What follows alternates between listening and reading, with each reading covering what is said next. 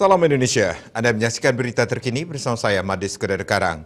Pemirsa, ratusan imigran berhasil diselamatkan oleh tim penjaga pantai Italia. Di antara ratusan imigran yang diselamatkan tersebut, terdapat seorang bayi yang baru lahir di dalam kapal imigran.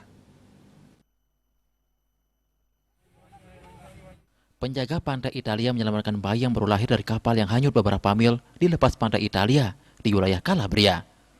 Penjaga pantai Italia dalam sebuah pernyataan mengatakan, operasi penyelamatan yang dilakukan semalaman diperumit oleh cuaca dan kondisi laut yang sulit dan berlangsung lebih dari 16 jam.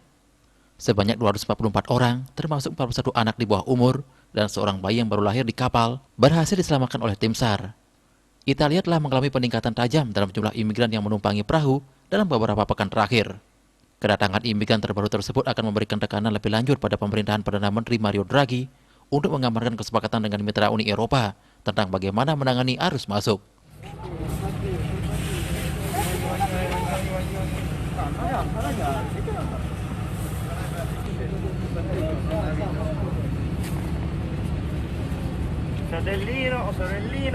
Menurut data Kementerian Dalam Negeri, sekitar 62.236 imigran telah mendarat di Italia sejauh ini pada tahun 2021, dibandingkan 32.542 pada periode yang sama tahun lalu.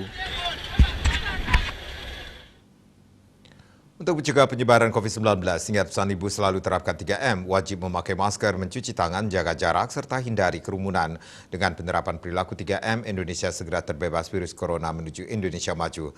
Update terus informasi Anda dengan subscribe dan like YouTube channel Bali TV @newsbalitv. Tetaplah bersama Bali TV. Salam Indonesia.